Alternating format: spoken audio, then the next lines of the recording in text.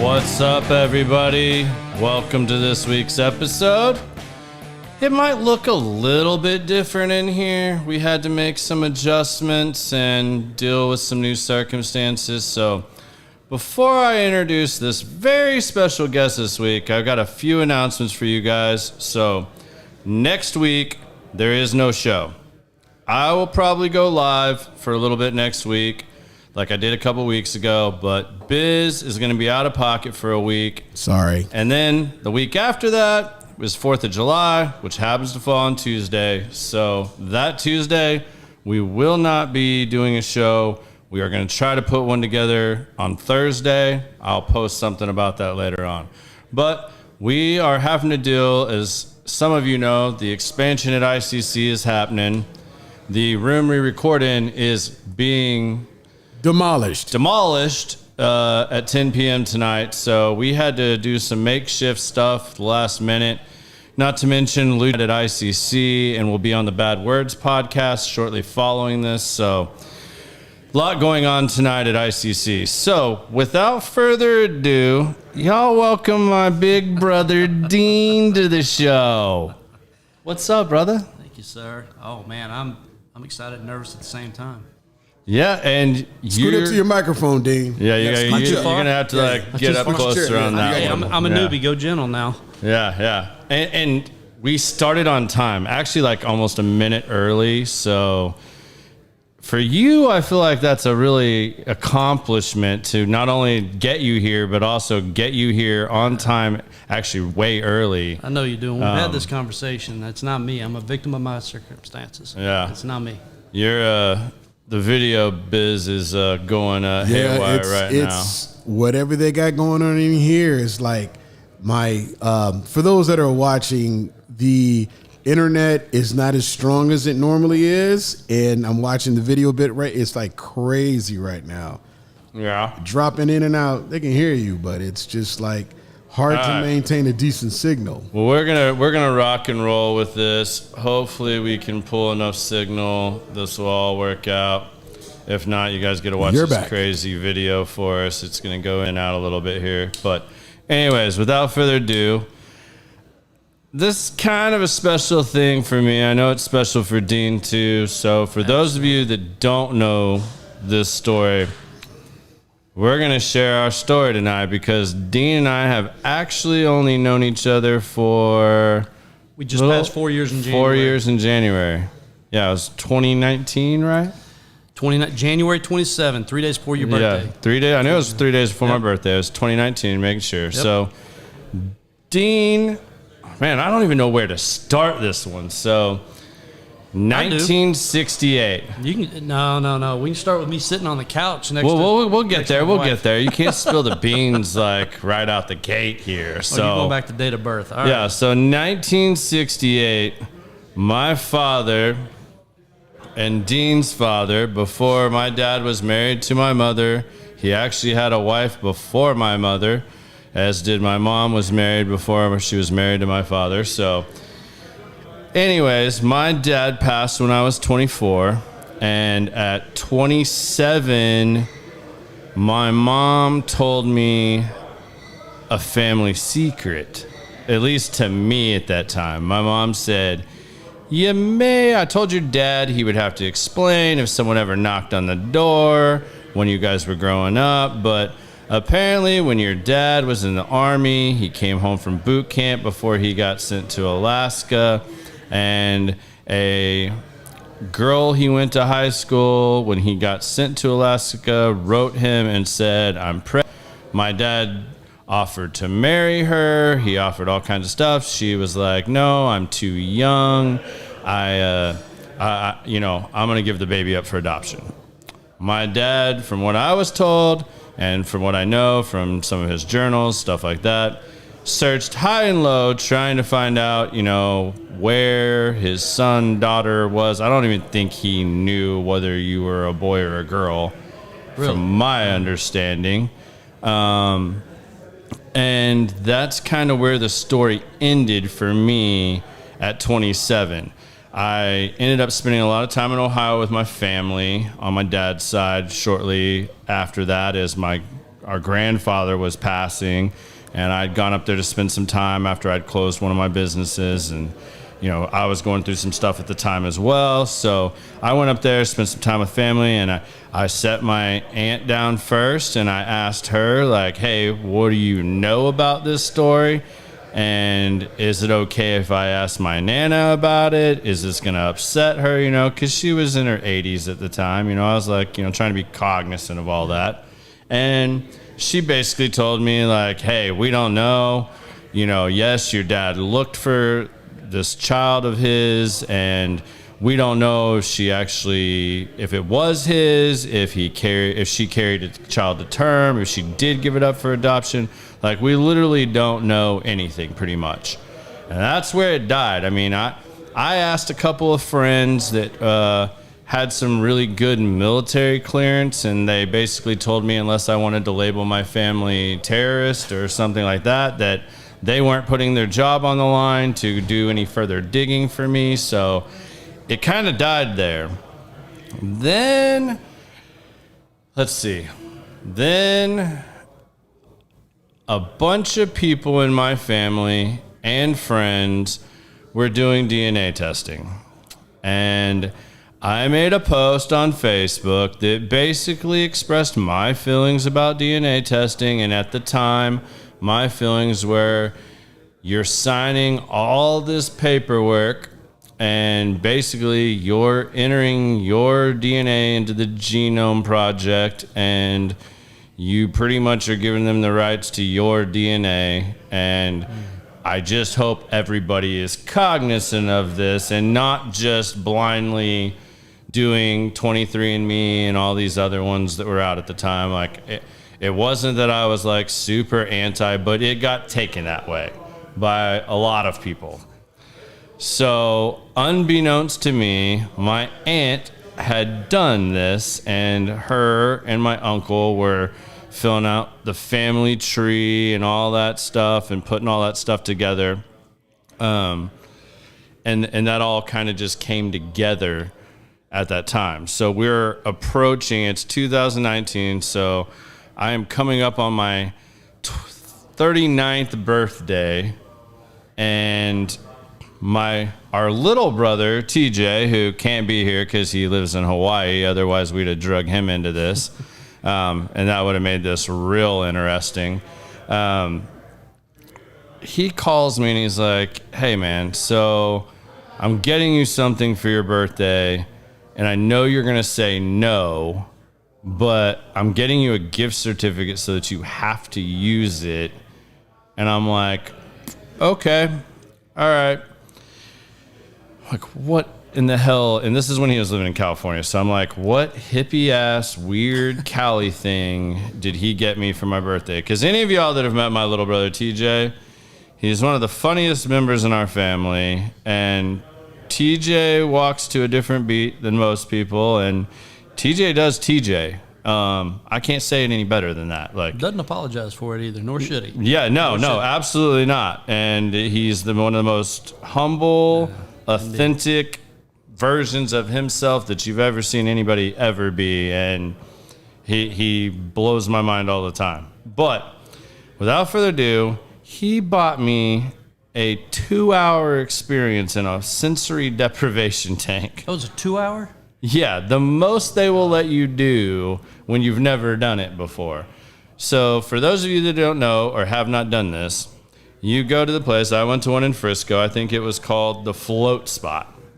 So I get in this float spot, and they're super excited telling you about it. You put on, they've even got the the compression suits and stuff to help you relax beforehand. Like, sit in the massage chair, put the compression suit on, all that stuff, and then you go get this float tank. So you shower, you get naked, and you go into this. The best way I can describe it, the one I was in was like a giant Easter egg. Yeah. And it opens up, you lay down in the center of it, all the lights in the room go out, and it has like LED lights that come on in the tank.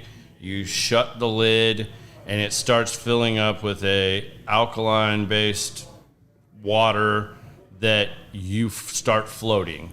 And after a few minutes, the lights go out. So now it is pitch black. Your body is weightless because you're floating. You can't hear anything. You can't see anything. So you are deprived of. Prior to this experience, and my father and I were very, very close, very much alike. And if I had a dream or anything weird like that about my father, it was usually very negative. It was like, what the fuck are you doing with your life? Like, why did you do this? You know, it was like being dad. Like, it was very much like dad being dad. You know, it wasn't a, hey, how are you doing? You know, it's wonderful up here. You know, like, it wasn't anything, you know, like, cool. It was always a very parental type dream. It was always, you know, I either woke up stressed or pissed, one or the other. And, you know, that was kind of weighing on me for a little while. So the best way I can describe once I got in this tank, and I don't know if I fell asleep, if I was dreaming or what, or for how long, because the amount of time and stuff, like you're totally unaware of all this. Like, you lose all sense of all that. So I don't know where that started and stopped, but at some point very early on, I got the weirdest, calmest feeling of his presence. Wow. And it was just his presence. It wasn't, you know, there were no words exchanged. There was no, it was just like I felt his presence. That's the only way I can describe this. And it was really weird, but humbling. And, you know, I was kind of like, you know, there was gratitude that was part of my experience in this whole thing that my brother had set up. So I go home, and of course my wife's cooking dinner, and it's, hey, how was the float tank? Like, did you survive? You know, did you freak out? Did you have a panic attack? Like, what happened? So I tell her this story. I shit you not, 5 minutes later, my dad's sister, my aunt, Pam, sends me a text message, which is not unusual. Little unusual on a Saturday at like, I don't know, 6, 7 o'clock, and it's just a random, and it's, hey, do you have time to talk? I have something I need to talk to you about. And I'm like, I just got done sharing this story with my wife. And I'm like, yeah, sure. I mean, I've got some time. I mean, Sarah's making dinner, but we're just hanging out at the house. So, yeah, I've got time. And she calls me and she goes, well, are you sitting down? And I'm like, oh, shit. Like, is Nana dying or something? You know, I'm thinking the worst, like, right off the bat, because it's not her usual approach. Like, anybody that knows my Aunt Pam, she's bubbly, happy, like, she's awesome. She's just, you know, here you go. Like, and she's just calling to chat and catch up. Like, never started a conversation with me like that, like, of something serious of that nature. Not at that point in our life either. So she goes, well, you remember several years ago when you were asking me about possibly having a brother or sister? And I'm going, yeah. She goes, well, I've really struggled with whether or not I was going to tell you this or not, but your cousin said you asked and that I owe it to you that you asked and that I have this information that I need to share it to you. And I'm going, okay, will you please get to the damn point? Like, you know, like what is going on here? And she's like, well, you made a post about what you thought about DNA and it made me really hesitant to tell you that about this, but I took a DNA test and I know how many kids I've given birth to, and there's a guy that matches up the way you or TJ would match to me as my nephew, and he ain't my kid. And I was going, oh, shit. And then she goes, and mind you, Dean was born in Ohio in 1968 and adopted 3 Ohio. I live in Texas. At the time, I lived in Savannah, Texas. And she goes, isn't Frisco, Texas really close to you? And I go, you got to be shitting me. Like, there's no way. Like, this is like almost impossible. And of course, her and my cousins had done all this research, and lo and behold, they had your Facebook profile, your LinkedIn profile, all this stuff already pulled up. And she's like, so, you know, I want to just give you all this information. I'm like, Frisco is like right down the street from me. Like, I mean, at the time, once we found out, like, I mean, like, you lived like less than 10 miles from me. Yep. And since 1996, when I moved here, you've lived within about a 10-mile square radius of me for 90% of that time. And she's like, okay, so what are you going to do? And I'm like, well, send me what you have. And she's like, okay. So she sends me, like, I think the first thing I got was LinkedIn. And then, you know, LinkedIn doesn't, especially even 4 years ago, it wasn't as much information. Then she sends me the Facebook. And I remember going to your Facebook page, and I immediately just, like, the first picture I saw, I was like, holy shit. Like, you and I from here to here look more alike than you, me, and TJ do. And if you see a picture of our father, like, it's his profile from here to here. Spot on. Yeah. Like, deadly accurate. Yeah. And I mean, I'm like, this is unbelievable. You know, like, I'm like absolutely beside myself. And then I see some pictures, and I start scrolling. And there's a picture of your dad that adopted you, holding you when you're, I'm going to say, about 3 years old. And there's a picture of my mom's dad, my grandfather on my mom's side, holding me in that same exact manner at 3 years old that I have. That's one of my favorite pictures of us. Yeah. And I literally took the picture from your Facebook, sent it to my cousins, and was like, just send it to them. I didn't say anything else. And they both wrote back, who's the weird guy holding you? And I'm like, that ain't me. That's Dean. And everybody was just like, wow, this is almost like too much. So then I sat there for a little bit, and I'm like, all right, what do I do now? Like, I have this information. He put on here that he wanted to be contacted.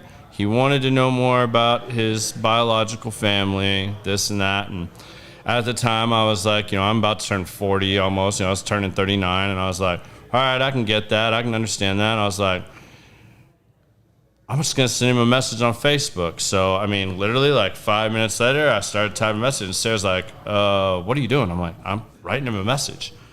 She's like, why don't you eat dinner and think about this for a few more minutes? I'm like, okay. So I ate dinner. I mean, I can barely eat. Like, I'm beside myself at this point. And I remember typing the message, and I basically said, I mean, I'll let you jump in here on this in a second, but like, I pretty much said, hey, I know you asked to be reached out. I've not done this test, but my aunt reached out and gave me this information. So if you want to go down this rabbit hole, we can go down this rabbit hole. If you don't, I will never contact you again. Like, I will go away. Like, I'm not here to bother you. I'm not here to. That was a real option. Never contact. Yeah, like, I'm like, yeah. Well, I'm just like, hey, you know, you don't know what's going on in somebody else's life. So I put that out there, like, hey, if you don't want to go down this rabbit hole, I completely understand. I'm still processing all this. I literally just found this out. Yada yada yada. And within 5 minutes, he's pinging me back. And like, now we're on friends on Facebook. We start having a few conversations. I meet him and his wife for breakfast on my 39th birthday, and that's the first time we met.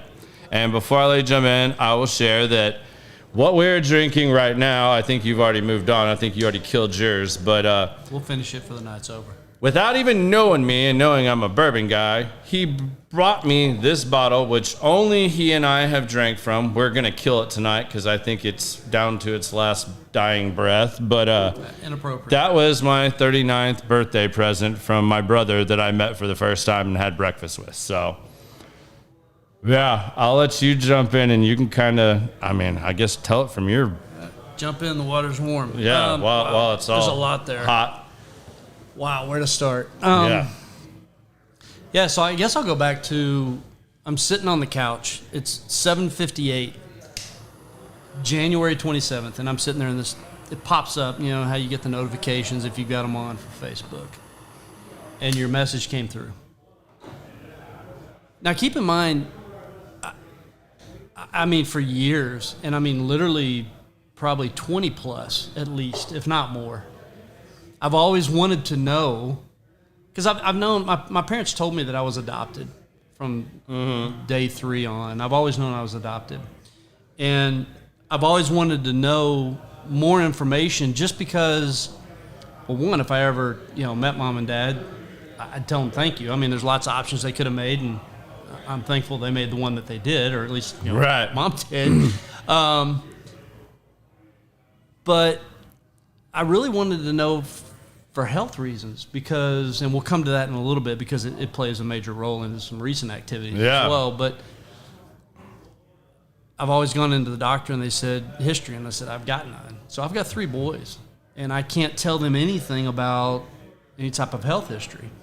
So I've always wanted to know, and so I did. I stepped into that Ancestry.com and put it out there, and because as much as I had the file that showed, like, my birth certificate, everything's redacted that's truly significant. Or cut that you out. Need. Or yeah, it's just gone. You can't get anywhere. And then you come to find out that the state of Ohio had open adoption records up to, I believe it was 66, closed them until 69 and reopened them. Well, I'm born in 68, so everything's closed, and I can't get judge order. It 3-year gap there. And I fall right in it. Yeah. And I can't get squat. And so it was frustrating. And then I'm sitting on the couch, and Tammy and I are watching TV, and this pops up, and I had no words. I literally handed her my phone, and I said, you got to read this. It was surreal. And, I mean, to say thankful is to minimize it. So there's not the word. Good thing Aunt Pam didn't take my DNA post too seriously for too long. Right? Yeah, thank you, Aunt Pam. Fortunately, which we would have liked to have had here too. I know they're all watching in Ohio tonight, but no, they had. You know, she was a big part of this, and you know, this happening. So indeed, you know, indeed. So it's you started stepping into some of the. I can't say even coincidences, but I mean, I'm sure we'll try to cover as many as we can weird. tonight. Yeah. It's like there should be a movie coming out at some point. Yeah. Legit. You talked about, I'm living in Frisco, you're 10 miles away. You have the same degree Dad had. You both started out in banking. When we moved to Texas in 96, while we were looking for a house, we moved to Rancho Palisades off Frankfurt in the Tollway. You were living in an apartment. Shutting down at that time. Right. So and I'm in the banking industry, and it's like every morning you come in and you try to figure out what's our name, we're renamed, and so forth. So I'm 99% confident that at some point he's walking the hallways from an FDIC perspective in my building where I'm working as new accounts and sales and so forth, and we probably just the grocery store. There was only one grocery store in that area. Like, it's crazy. The chances that you guys didn't cross paths is even slimmer. Yeah. Not to mention we ended up buying a house that's like that I grew up in Texas that is like maybe 2 miles from there. So I mean, we were in that same little 5-mile radius the entire time he was alive, and we lived in Texas. Yep. Well, and then he passed in the same hospital. My youngest was born literally months after in the same hospital. Yeah, I mean, you guys could have been there for a checkup or something. Like, he literally died June 11th at Plano Presby while waiting to get a pacemaker because he had already had one heart attack and his heart was failing again and he needed a pacemaker. So, I will say, too, that experience in the sensory deprivation tank was even more real for me and just crazy. This is much, but long story short, my dad had a dream where he spoke with my mom's father, my grandfather Troy, and the moral of the story is at some point my dad's telling us this over breakfast, and we're like, oh great, you had a dream, you talked to our dead grandfather. Yeah, okay, Dad, you're kind of fucking crazy, like whatever. And he's like, no, I asked him I asked him if he wanted to talk to your mom. He said, no, I'm here to talk to you. And this is literally like 2 months before he died. And he's like, no, I'm here to talk to you. And they had a conversation. He didn't remember much of that, but he asked me, he's like, well, hey, we really miss you. Like, how do we know when you're here? Yeah. And he said, look for me when it rains. He said, when it rains, that's when God opens up the heavens and we get to come down and, do what we do and, kind of be here on earth in our new form or whatever you want to call it. Like, I don't want to get too twisted off in that stuff because people on here will go absolutely ape shit. But that has rang true in so many instances. Like, it was literally in January raining when I drove home and left the sensory deprivation tank. Like, it was a rainy January day. Like, so, like, it is super weird how these things, like... Yeah, just continue to stack up. So, we meet on your birthday. Mm-hmm. Which was surreal. Mm-hmm. And I can't remember exactly when it was. I was there first, by the way. That's, in case you were wondering. Again, I wasn't sitting alone. there waiting and, like, wondering if you're going to, like, recognize him right away when he comes in, stuff like that. And I remember you showed up in your Fonzarelli leather jacket. I think you rode the motorcycle that day. Did you recognize him? I mean, absolutely. Or you already seen look him? How much we look alike, man. Like, you haven't met my little brother. I mean, and him and I do look a lot alike, but we share more of my mother's features. Like, him and I definitely, I mean, it is the father features that we have. Like, until I broke my nose, like, multiple times, like, my nose looked exactly like his. Like, well, and Garrett can tell you more than I, but there's idiosyncrasies and things that we do and reactions and so forth. That's DNA. You can't deny that. It's not it's not environmental. It's DNA. Yeah, because he was adopted at 3 days old, right? Raised by a completely different family than mine, and which hadn't been around them. And I mean, he wasn't around us until his like late 40s, early 50s. Easy, like, it's been easy. 4 years. Yeah, if you're like 50. Yeah. So, I mean, like, for us to have any time to do so, like, I remember that from the very first, like, breakfast. We would do this, or you name it, the way we would, like, turn our heads and just mannerisms were exactly the same, and we would do it at the same exact time. Like, I remember looking over at his wife, Tammy, at one point, and she is literally sitting there, like, frozen, like she was trying to eat, but, like, she's just, like, doing this. Like, it was, like, surreal. It was really weird. I remember the first time, at the time, with your, aside from what you do for a day living, you also own some jiu-jitsu gyms. Yep. And, well, one now. But at the time, you had 2 locations, and you had, at the time, some guys that were trying to make it in the MMA world. Yeah. And we came out to watch some of your guys fight. And I remember...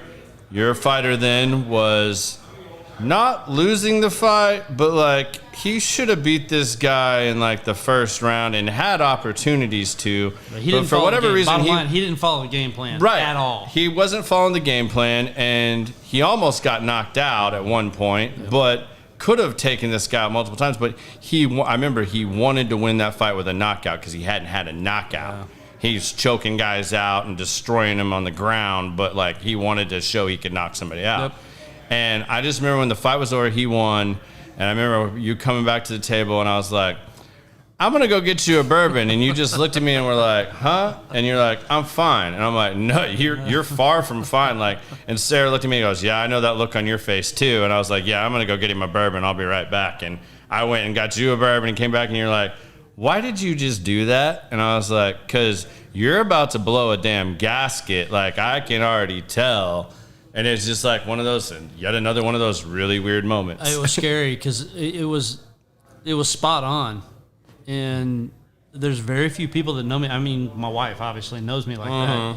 Other than that, I mean, my boys do now. But there's not many people that know me like that. And for you to do that in the short amount of time, it's just one more of those. Yeah. And for the record, I still haven't done one of these like DNA tests. Like, I mean, maybe I will at some point, but I mean, like, I just don't I had somebody that was like, well, have you done a DNA? Well, we've kind of done a DNA test. I mean, it's kind of done. And then if you really need one after everything else that we've been through and seen and talked about, it's a waste of money. So. Yeah, I mean, I just haven't had a real reason to go do it. I mean, if you match with my aunt like that, I mean, it's pretty damn obvious, like, in my world, like, that I don't need to go down that road unless I just felt the need to for some reason, trying to document more stuff. But, well, and I can't remember when it was. All of a sudden, a couple months in, or at some point, you started talking about Nana's birthday. It made the papers. She had just turned 90, I believe. Yeah. And you said, we've got a family reunion in Aruba. Yeah. And I'm I've gone from meeting my brother that I didn't know that I had. Just months you've got later. Another one. To now I'm going to meet the whole family in Aruba. And Tammy and I have not, and we talked about this recently, we've not done a good job of stopping to, whether you want to say smell the roses or the coffee or whatever the case may be, and working on vacations and so forth. Yeah. And it was one of those, okay, you can meet everybody, you can go to Aruba. Yeah, we need to do this. Yeah. Well, what's even crazier about that is that trip was planned because of Melissa, our cousin Melissa. Oh, okay. Sarah and I got married in Aruba, and Melissa wanted to go back for her 40th birthday. So that's really what it was all about Melissa, actually. It was really what we were trying to do, but it was like get the know that. whole family together and do this. Well, it just turned into more and more once the stuff happened with finding you. And in all honesty, our family prior to Aruba had never taken a vacation anywhere together like that. It was always growing up that we went to Ohio for a vacation, whether it was spring or Christmas or summer or, you know, whatever, no matter where we lived, or they came and visited us. One or the other. Like, we didn't, like, go off to even, like, Florida together or anything like that, even when grandparents lived in Florida. Yeah. It was always, you know, one or the other. Like, one of us was going there or one of them was coming here, you know, one way or the other. So that was the first time we planned that. And, like, thank God we did that with Nana, because, like, she can't get around like that now. And at 90 years old, she went to Aruba with all of us. Unreal. For a week. I mean, and, like, everybody got to me. And I got my first real introduction to my 3 newest nephews at the time. At the time, I just had Jack, who I think was 3 at the time. Yeah, he's 3. So then to all of a sudden, at that point, find out you have 3 other nephews that are, I think at the time, Cole was like 24, Alex was like 17, yep. and Liam was like 15. 14, 15. Yeah. So yeah, to like, and it's like, I mean, y'all got to see Alex the other week on the podcast 2 weeks ago.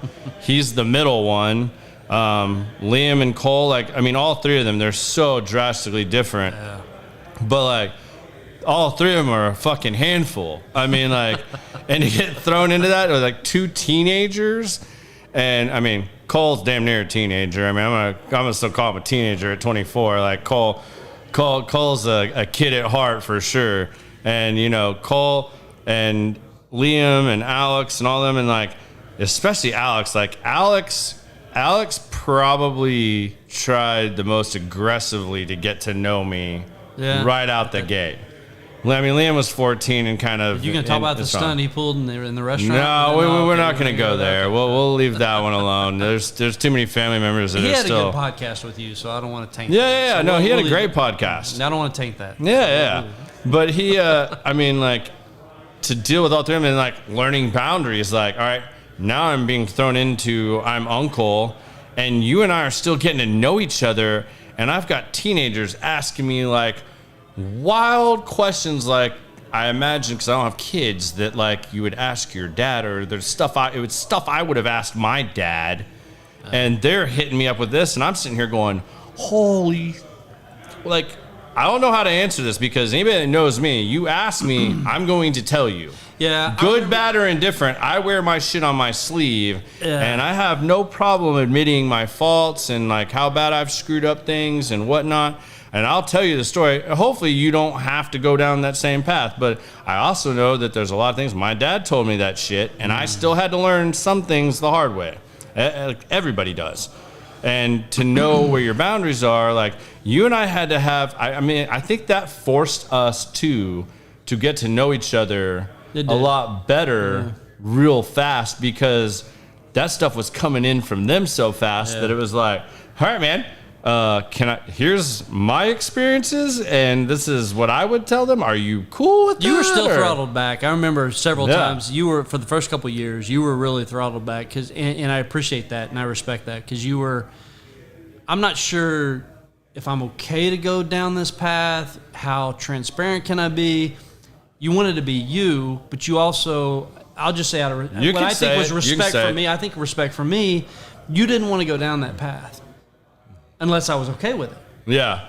And so I appreciate that because a lot of people wouldn't give a flip. They just do it. And you respected that. Yeah, no, I didn't want to ever. But it made it a little bit dicey for you yeah, at times, I mean, because I didn't know how you felt, let alone your wife. Like, and you guys, like, I don't want to all of a sudden be interjecting things that you don't want to approach or you don't feel is appropriate at that time. I mean, we're talking about a 14-year-old and a 17-year-old. I mean, which both were in a very the time that they were in was very can't remember the word that I'm looking for, but it was a transformative type of period. Tumultuous time period. It was that for sure. Of them. Transformative, tumultuous. Yeah.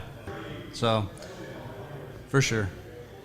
Yeah. So I mean, just trying to learn all those things rapidly, but I think it's been awesome because it forced us to have conversations because a lot of times you're like, where do you start? I mean, we've got 30, 40 years worth of catching up to do, and just between us, just between us, let alone that because we just haven't had that. I mean, it's 4 years now. It seems like way longer than 4 years. I was actually having to look today, and I was like, man, was it 2018? Was it 2019? I mean, and then you had COVID happen right after all that. So, I mean, it was. We had, there's just been all kinds of things that have played into the 4 years that we've had so far.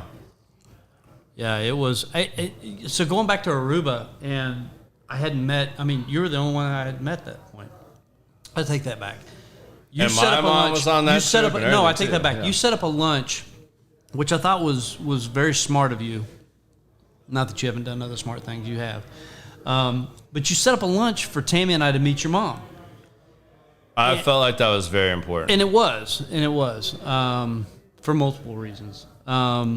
So other than you and your mom, I hadn't met anybody in the house. Yeah. Or in the family. And we go to Aruba, and the first one, and I remember because we got there a little bit early, flights are different and so forth. Yeah. And Melissa came up, and Melissa and I kind of looked at each other, and we knew. Yeah. And she just came up and gave me a hug.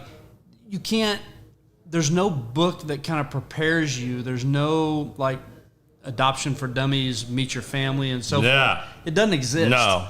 And so navigating that has been interesting, joyful. Weird.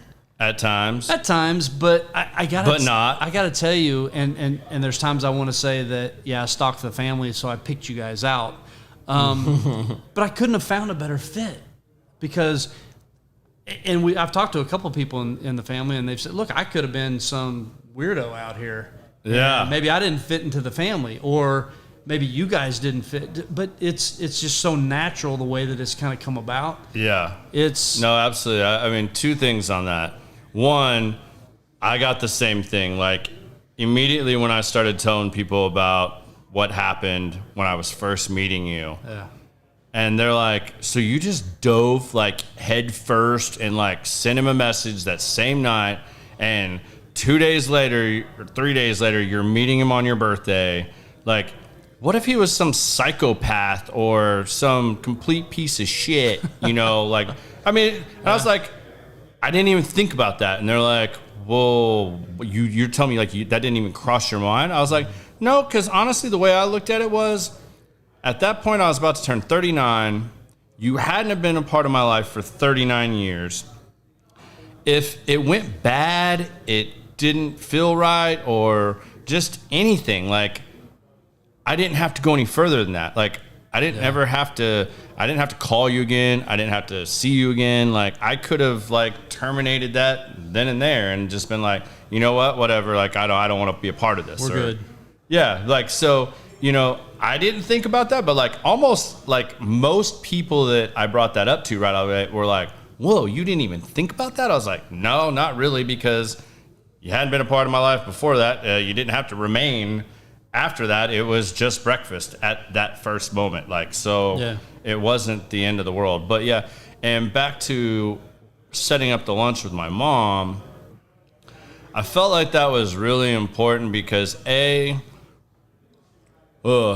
deep do I go into this? So it's all good now, but like at the time, you know, my mom had just gotten married, and you know, most of the family hadn't met Chris, my stepdad, yet.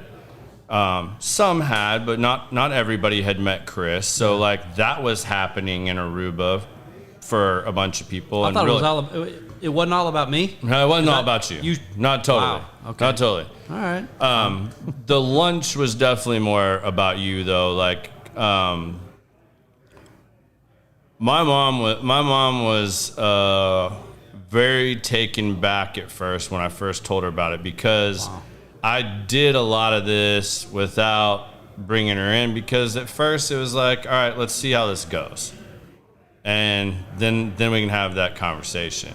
And you know, for a little while, my mom was upset with Pam. I'm just gonna say it. Like, I mean, I'll let the cat out of the bag. That's the aunt, right? Yeah, that's my aunt. Okay. That's my dad's sister. You realize, and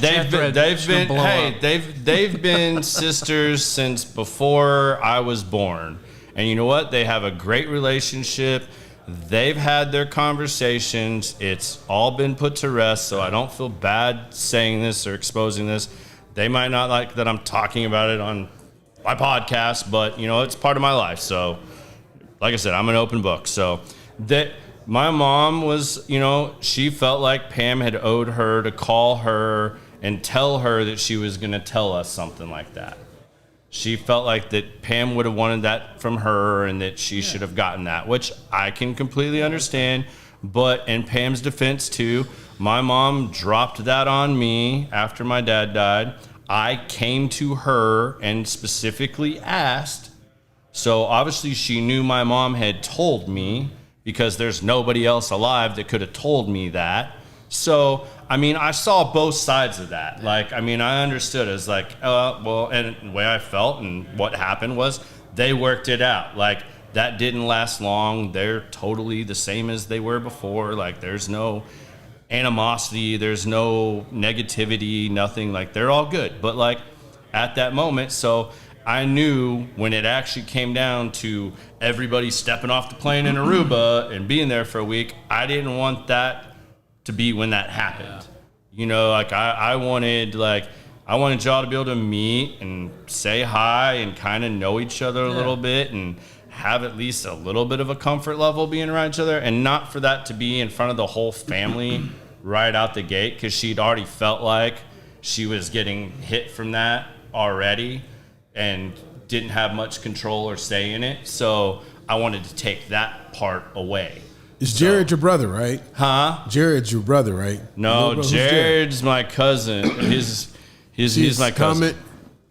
What's he say? Jared's commenting? Yeah. I just opened up Pandora's box. Nah, Jared, like we all, if that's me opening up Pandora's box, shit, the family don't know me, cause I've, yeah, Mr. Aruba. I mean, see, Jared, like, I mean, I do that, like, you know, honestly, I feel like if you talk about this stuff, then like it can't be held back. It can't be resentful later. It doesn't build up and turn into things it shouldn't. And like I said, everything's totally fine with that now. But yeah, I felt like that was crucial in having that, because in all honesty too, like I don't want my mom to not have a relationship with you as well, or for that to ever be weird at any type of family event or anything. Like, you know, like it or not, it's not like your love child or something like that. You know what I mean? Like, I mean, you're not like, so, you know, to me, this is part of our family now. So there shouldn't be anything negative there about that, or that shouldn't turn into anything different or more. Yep. No, see, totally my mom just commented, Jared, you happy now? I told you. No, your mom's a sweetheart, and she's been in a unique position. So, yeah, absolutely. I've talked to Pam about that. I was like, it's interesting how you guys are. They're sisters is the only way you can describe that. Yeah, you can't describe it any other way. And they've always been like that. I mean, the age difference. I mean, I only have 2 cousins. I mean, I have Melissa and Shelly, and Melissa and I are like 9 months apart, something like that. I mean, and Shelly, you know, she's not much older than me. I won't put you out there like that, Shelly. I feel bad because Shelly was like the babysitters. oldest Shelly was the until oldest I came into the picture. Until you came in the picture. Yeah, I feel bad about that. And you know, I mean, and Melissa and I have always been super close. I mean, like we played together. I mean, like, and Shelly kind of watched over us. You know, like. And I love both of my cousins. I mean, I have awesome cousins and their kids as well. Like, you know, they both have 2 kids, and I love them to death. It's hard to even call them cousins. You know, like they're like my sisters. You know, like that's how we grew up. So, you know, we don't have a big family, but our family is super tight. So, you know, and that's one of the. So I'll derail a little bit. Yeah. That's one of the most interesting things around, but it's what I'm used to as well from a close knit family. But seeing it in action, because like Tammy, my wife, grew up in Brazil.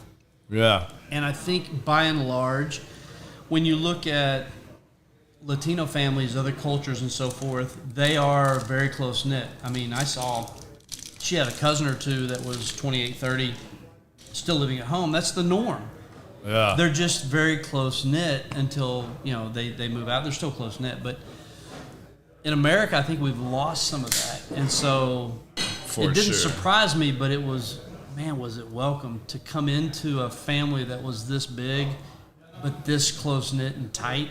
I mean, Thanksgiving last year was just, Aruba was phenomenal. Thanksgiving last year, but to give my boys an opportunity. I mean, if I die tomorrow and I'm gone, my sons have just a wealth of family around them. And you can't put words on that. I mean, that's priceless. Yeah. You got to stay closer to the mic, though, by the way. Well, if you can't hear me, that's okay. Yeah, suit up. It wasn't that bad. I would have said something. All right. Man. Yeah, I mean, I don't know where all to go tonight. I mean, like, people want to ask questions or throw it up. Well, we're still finding. On here. We're still finding. I mean, you and I. It wasn't that long ago. I mean, our GP retired quickly because of COVID. Yeah, that was crazy too. But you and I have had like just all these different things. You know, the hospital, the banking industry, all these different things. Living as close as. So I have a question. We had the same GP and didn't even know. And then all of a sudden I'm like, hey, and we start talking about a referral and doctor and all this kind of stuff and medical, and we had the same GP. Well, you guys live in the same city. It's not that. Actually, no, I mean, not really, because I lived in Savannah. Frisco's got a lot. And this guy was in Frisco, and I wasn't always the best about going to see doctors, but getting to be 40, you know, and the family history of heart disease and high cholesterol and blood pressure and all that stuff that I had to start watching. I talked to one of my good friends, one of my old roommates, and he was like, yeah, you'll like this doctor. Go see him. So I'd been going to see him for a while, and then him and I just get in this conversation. He's like, yeah, it was funny. I went and saw my doctor the other day, and I was telling him, like, I finally can give him some history here now that I know you, and blah, blah, blah, blah, blah. And I was like, oh, yeah, how'd it go? And he says his name, And I'm like, you're kidding me, right? Like, because that's the same guy I go to. And your doctor can't say shit because of HIPAA law, but he knows that you know each other. But so let me ask you too, because kind of the same situation. I got 5 brothers and sisters, all different moms. Like my dad literally got the whole class of 69 through 72 pregnant. He was no joke. I literally graduated high school with my older brother, knew him for 4 years. Really? And we didn't know we were brothers until we met at my grandfather's funeral. I was like, yo, so his name is really Darrell, but his middle name is Antoine. So in high school, we called him by his middle name. Yeah. Never knew his first. And my real dad's name is Darnell. So all the kids have a variation of his name except me. My mom said, screw that. You ain't. My middle name sounds like his first name, but all the rest of the boys and one sister have names that sound like him. So when I was in the Army, I showed up at my grandfather's funeral. I said, yo, man, what you doing here? He said, yeah, my grandpa just died. I said, mine too. He said, for real? And it's a big funeral home. I'm thinking he's going down the hallway. Yeah. We walk into the same spot. We're like, wait a minute. And then our mother's just like, hey, how you doing? We's like, hold on, time out. Y'all want to tell us what's going on? Like, y'all didn't know y'all were brothers? I'm like, no. Like, all this time we hung out, we were cool in there. Had no clue we were blood half brothers. So, but after that, so how often do you guys hang out, keep in contact? Like, was it forced, like, nah, it's my brother, I gotta go see him, no. I gotta do, or was it just a natural, my bro, and you just really start? Because I know the curiosities will cause you to get together. Yeah, no, I mean, for me, I'll let him answer this too. I mean, but for me, it was natural. Like, yep. There was no real trying or anything like that. Like, there was genuine wanting to get to know each other. And like I said, there's so many things, like, if you watch us, that we do without it. I mean, I'm sure people watching the episode, like, I don't know if we've done it yet. I'm sure the wives or somebody will tell us we have. But, I mean, we just do things the same. Like, it's so weird. And, you know, our younger brother TJ's got a lot of dad's qualities and characteristics, but he's way more like my mom. He's a lot more passive. He's like way more type B. We're way more both like type A, like bam, bam, bam, OCD, get it done. Like, it's different, man. Yeah. Like, and I can tell without even like I told the story earlier, but like, I mean, even within the first few times of meeting him, I could tell when something wasn't right or something was wrong or just wasn't going right or whatever. Like, I can read him without ever having known him that long. Like, and that's just really weird, but it's because, like, I can see that in you. Like, I see it, like, right out the gate. Like, whether it's like, I remember dad making that expression or whatever. And like I said, like, I was definitely like my father, like, no questions asked. Like, we were so much alike, you know, so.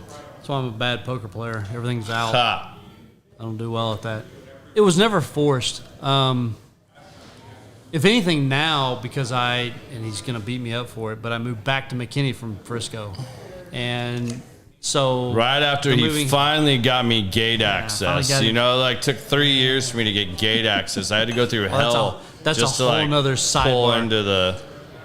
But now it's like, well, I haven't seen Garrett and we haven't talked. We haven't seen each other. And so now there's like this, well, the word in Portuguese, my wife being from Brazil, the word in Portuguese is saudade. And it's there's a missing, but it's more than missing. And so I can tell when we haven't connected in a while, which is a big word for me now, connection, and we haven't connected in a while, it's like, no, I got to call him. So it's never been forced. It's been, there's been too much time, if that makes sense. No, I get it. Me and my brothers, I have one that's here that I've been close to since I was 5. We're like best friends tight, and the other ones, but I check on them. Now, my brother, he is a master at checking on everybody regularly. I suck at it because we're so busy living life that you kind of get caught up. But I'm so used to him being there. Like I said, he even moved here. We have a sister that lives right down the street in Houston, and I just see her on Facebook. I know she birthdays and holidays. Gotcha. Yep. The one I went to high school with, same thing, because he's so busy. He runs a construction company and all, does all that stuff. But when I'm home and I see them, that's kind of different. You know, we hang out. But well, and I don't know how much it would have changed if Dad would have still been alive, you know, too, like how fast we would have made that connection because, you know, now, you know, I have an older brother I can call, you know, like if I want to talk about something that's, you know, weighing on me or that I think maybe he's already dealt with or experienced, I can call him. It's just cool to say that. You know, like, that, yeah.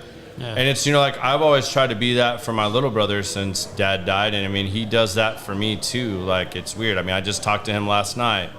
And I hadn't talked to him in a couple weeks. But I mean, Dean and I are the same way though. Like, I mean, he calls me randomly. I call him. You know, we try to plan to get together for dinner or go over to each other's houses. If there's an event going on in one of our lives, you know, we're doing that, whatnot. It's probably been easier for me to build a relationship with him than my nephews. I mean, I got to take a road trip when we did the Thanksgiving trip with Cole, the oldest, last year. So that was the first time, although Cole slept on me almost the entire 18 hours each way, you know. But, you know, I got to spend a lot of time with Cole, and I got to know Cole a lot better. Liam, I'm still getting to know Liam. Liam's finally, I don't know what to say other than coming out of his shell a little bit more. And, you know, he's, you know, obviously becoming a young adult. And, you know, we get to converse a lot more now. And Alex has always been easy. You know, Alex has always hit me up. He's always called me.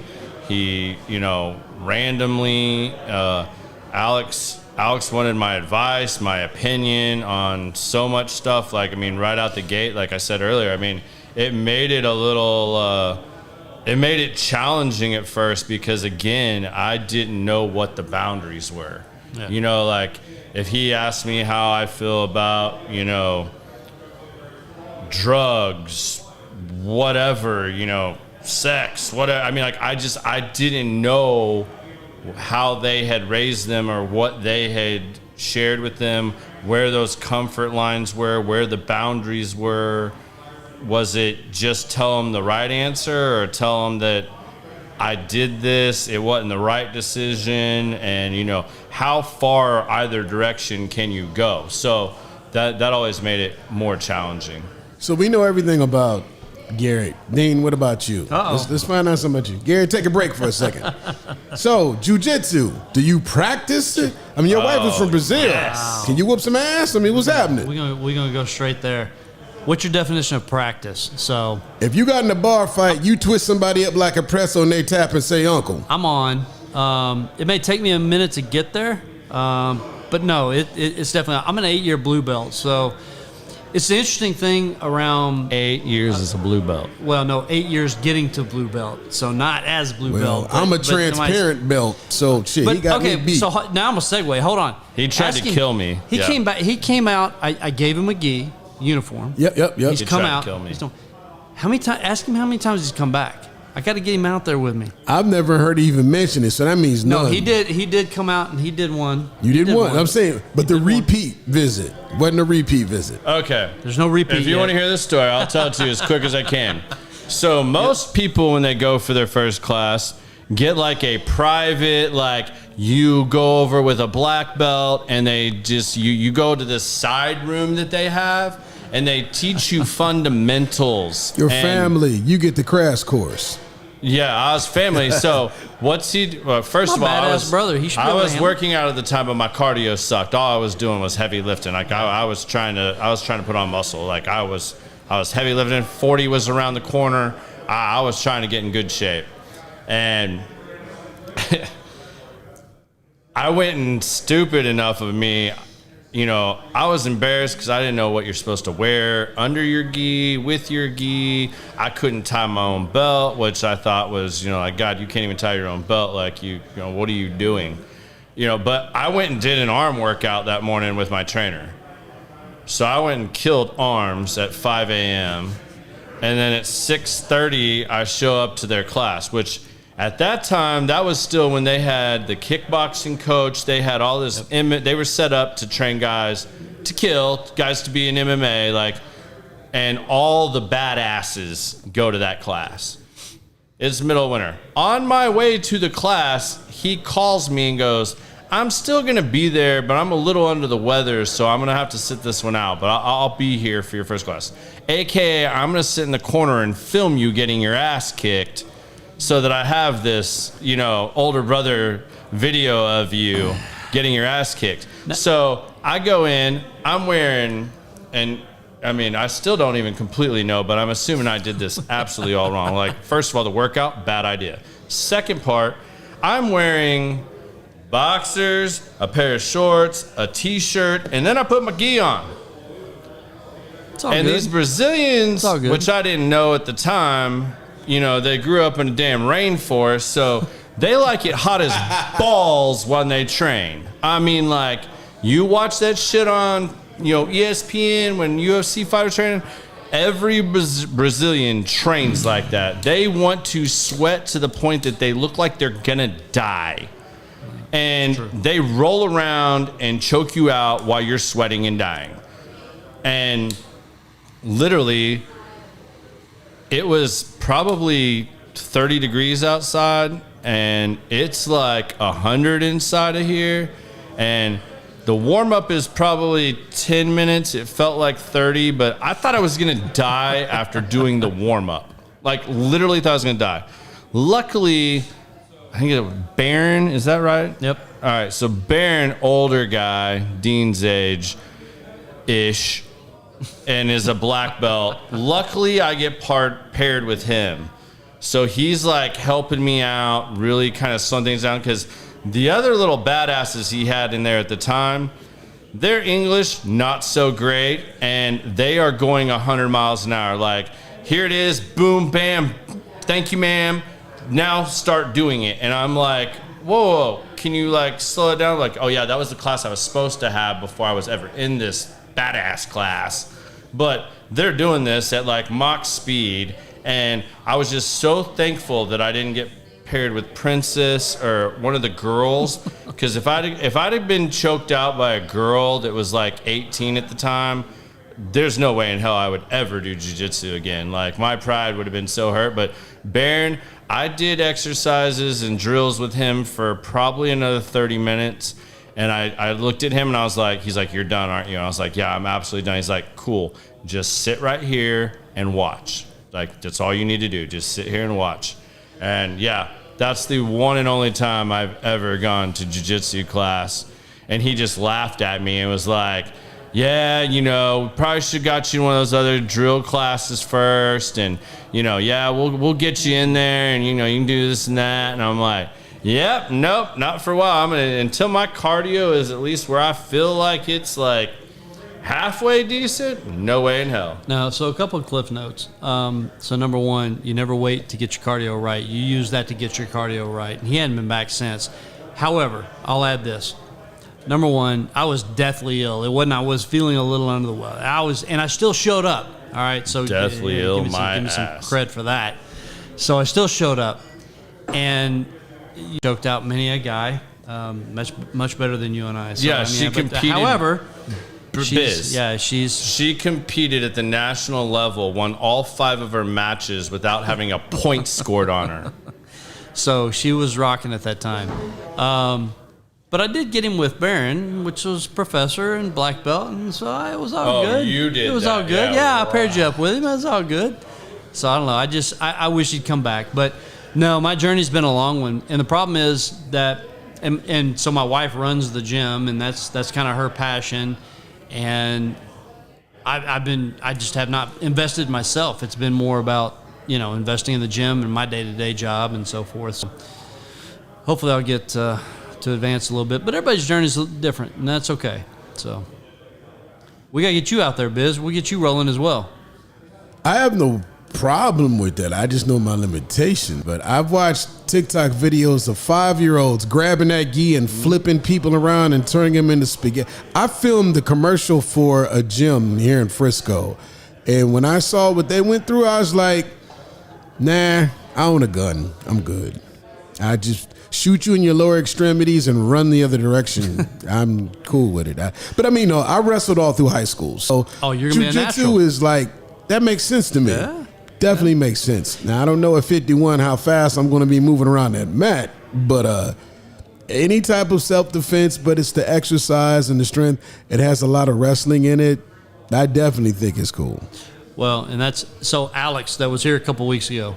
He came up doing jiu-jitsu instead of wrestling, and then when he got to high school, he went out for the wrestling team. Well, in jiu-jitsu, is you get very comfortable on your back. In wrestling, that's kind of a no-no, as you know where you don't go to your back.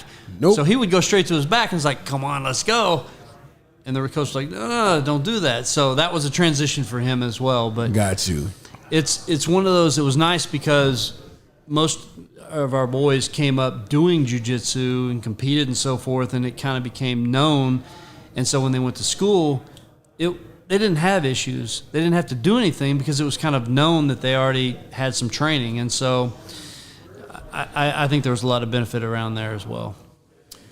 I mean, I do have a great video of Alex. I know he said he's hopping off of here, but I just saw that because I switched over to YouTube because Facebook was dying. Yeah, but Facebook, I had to restart it. It's back live now, Yeah, but it's just struggling. Alex said Princess, they were born, days apart? Days apart? I think literally one day apart. Yeah, and when she was staying with him, Genius tried to put cake in her face. Oh, he put cake in her face. And then I told her that he called her a princess. Not good. And yeah, she had him on the floor, choked out in about, 5 seconds flat. Yeah. It was so awesome. I have video of the whole thing. It's not good. I'm saving it for a special day for Alex. Friendly reminder. Yeah, it's not one he wants to go viral. Yeah. But yeah, you want to get you some jiu-jitsu, Biz. You show up for a Saturday class and I'll show up with you. You know, it's interesting though. All kidding aside, we use that. We're trying to reach people. And we've got 3-year-olds. We start them as early as 3 years old. I've seen them small, yes. 3 years old.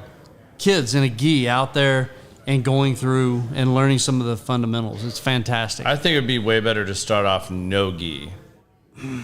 It's easier you gotta because grab you the don't gi. focus You need on to all use this, it. like my belt's falling off, my top's all over the place. That's so frustrating when you just spent 10 minutes with somebody trying to show you how to tie your belt. I'll spend some time with you. We'll get you on the belt tie. Yeah. I'm just telling you, it's easier to way go more from gi. complicated than you think. You need to watch some old school Jean-Claude Van Damme movies like Bloodsport, then show up to class. Kumite. Kumite. You know there we what? go. I'm way more looking forward to this.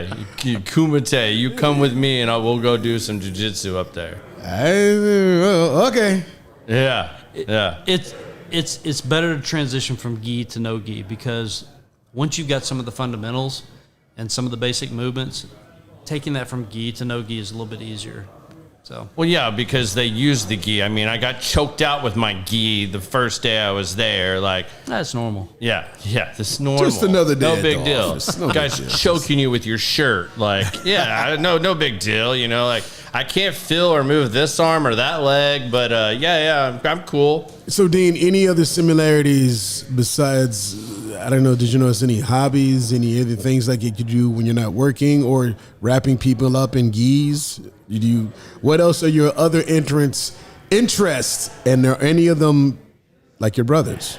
You know, so we've got whiskey, golf, a couple things like that. Okay. I owe him a couple rounds of golf. I'm just not as good as he is, and it frustrates me because I'm a competitor at heart. I mean, I came up through high school playing sports. I played 4 different sports, and so I'm a competitor. I have a hard time, so people start talking about, did you see this and see that, and the Rangers and the Mavericks and so forth, and I watch a little bit, but it's hard for me to watch sports because I was always a participant. It's hard for me to step back and watch. We both grew up playing baseball and football. Yeah. Baseball. Well, football. he went way harder in football than I did. I didn't take football past moving to Texas and realizing what I took an extra year to a D2 school and found out really quickly that college it's a job. It's not fun. It's very different to be, pretty good in high school, and then you go to college and it's like reality it's a job, sets in. and everybody there was pretty good in high school. So, yeah, reality sets in really quickly. So, Ask him about Jamie Foxx. there it is. Uh-oh. All right. So, yeah, I was waiting to see if that one was going to get dropped. So, Eric Bishop, I knew him as Eric. I know him as Eric. So, and by the way, thoughts and prayers for his continued healing and rehab. I don't know what he's got going on. You can't trust the media these days. No, yeah. Who knows what? I actually know somebody. I'm kind of closer to them. Yeah, okay. so Well, hopefully everything's okay. I don't know. Yeah. We're going to talk about that later if you've got a connection there, because I've been trying to pull something off for a while as a gift to my big brother. Uh-oh. So we definitely need to talk. I've been to his house in L.A. Have you really? Yes. Come on. Not lying. Oh, we definitely need to talk. So was Gilbert Willie there? No. That's his best friend. I met before his sister passed away. He had a younger sister that was special. Yeah, okay. I met his younger sister before he passed. Wow. Yeah, we definitely need to talk. So I grew up in Rockwall, back when Rockwall was 4A and one high school. Which ain't far from Terrell. Not very far from Terrell. Mm-hmm. And Terrell was our biggest rival. And Eric and I both, Jamie, we both graduated in the same year. Okay. And coming up through high school, we guarded each other in basketball. We played against each other in football. I don't know if he played baseball or not. Probably did. I mean, everything you see any given Sunday, all that. That's true. Yeah. He's legit. You've been to his house. He's legit. He's an athlete. He's big in basketball. I know all the time. I mean, he had a lot of people that came over and played basketball at his house. That doesn't surprise me. That was his thing, basketball. Yeah. So, phenomenal days. Back being able to just look back on some of that and so we competed against each other in pretty much all sports. The biggest one was there was a Dr. Pepper Invitational tournament that we had in Dallas. And both of us high jumped. And it came down to just that everybody was out except for he and I. And the high jump bar got set to 6'2". We both cleared it. 6'3", we both cleared it. 6'4", we both cleared it. And so they went up at that point by half an inch. It went to 6'4.5". And Jamie cleared it.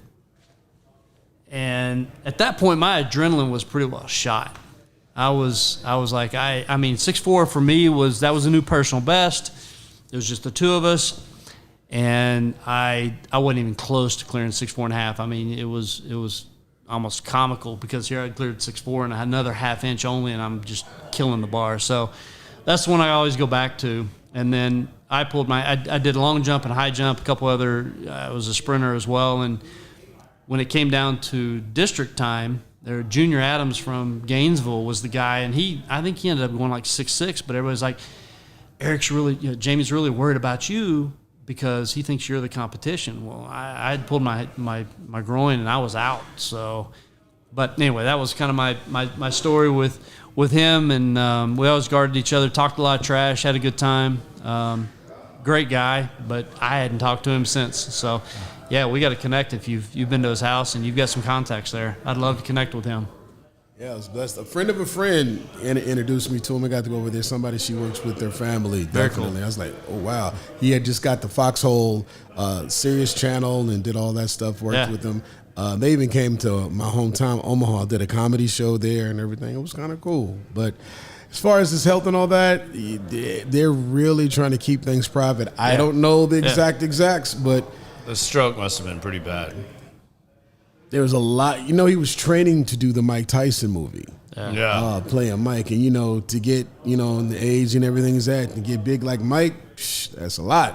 Yeah. Get big like Mike, and if you're in there and you get your bell rung a few times by some dudes really training you to make that shit look real, I mean, I hope he's all right, man. Yeah. I mean, like, he's a great actor, great musician. Like, I hope it's not something that keeps him down permanently. I hope he's able to resume his life. Yeah, he's a phenomenal talent. I didn't know for years what he had gone on. I mean, I was all self-absorbed and doing my own thing and so forth. It was years later I started looking at the Jamie Foxx show and all that he had been doing. It's just incredible talent. So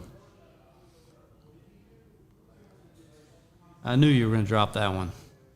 I mean, how can you not? I mean, that's just a... Yeah, your cousin, he already said it on the comments. Tell the Jimmy for that. We already on it. Already on it. Already on it.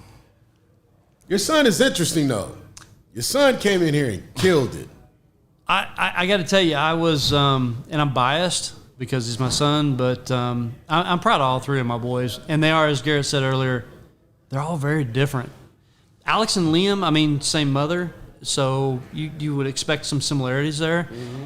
Although they're hitting that point right now where they're at each other quite a bit. But they'll get through it. But, yeah, all three of them. Not as bad as 14. You and TJ? I'm glad I missed some of that. 14, Liam and Tammy were... Oh, wow. Yeah, that was every time we went out. Like that kid couldn't put his damn phone down. So Liam is he's very talented around programming, and now I'm seeing like this engineering side of him. We call Liam Cougar Paw. I won't tell that story on here, but you went there. I call him Cougar Paw, totally derailed, aka the Matrix. Wow.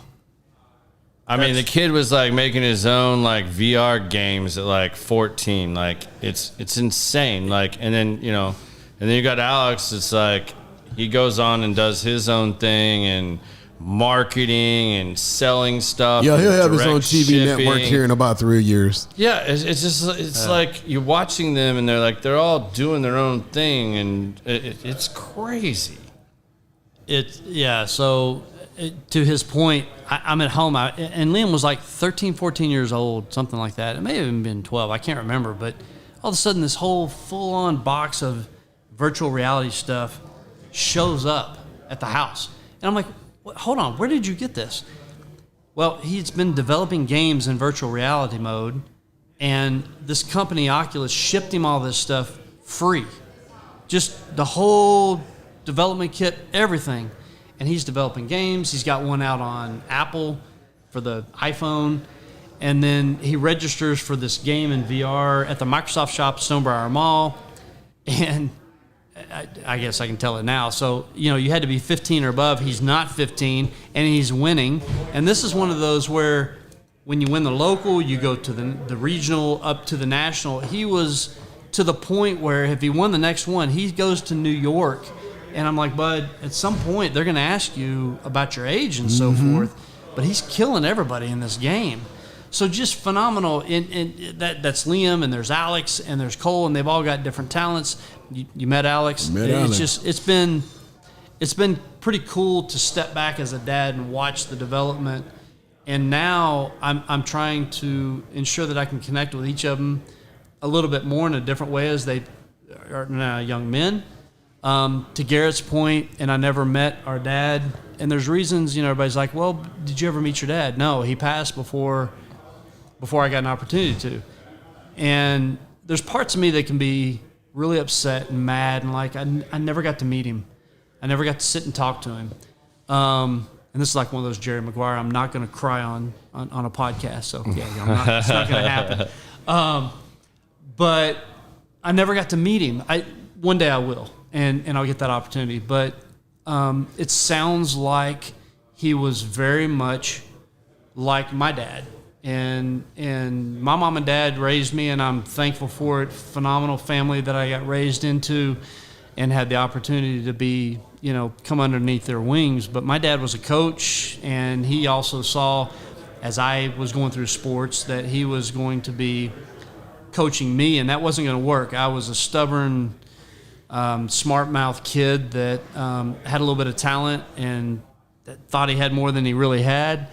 And my dad was very old school, and that wasn't going to work. So he had started getting his degree to become assistant principal, superintendent, so that he didn't have to coach me because that was going to cause some real issues. My point being is that Dad was very old school, and much like when you were saying you had your dreams with Dad, and Dad gets thrown around. It's like confusing which dad are you talking about. Yeah, like what do you have to specify? Welcome to my world. No. Yeah, how do you? Yeah, back to. I get it. Trust me, I get it. You're tracking. I appreciate it. Yeah. Every dream that you had was Dad, like being Dad and so forth. My dad was the same way. and he passed last year. But right before he did, he knew that I had found my biological family, and he was good with it. He was happy with it. My mom is too. So that's been good. It's kind of like the family's expanded from an overall perspective. But my point being is my upbringing, as much as like we've talked about, we have a lot of similarities, idiosyncrasies. I was born in Ohio. We both came to Texas, and we've lived just very. And that was happenstance. That was just a coincidence. It's crazy.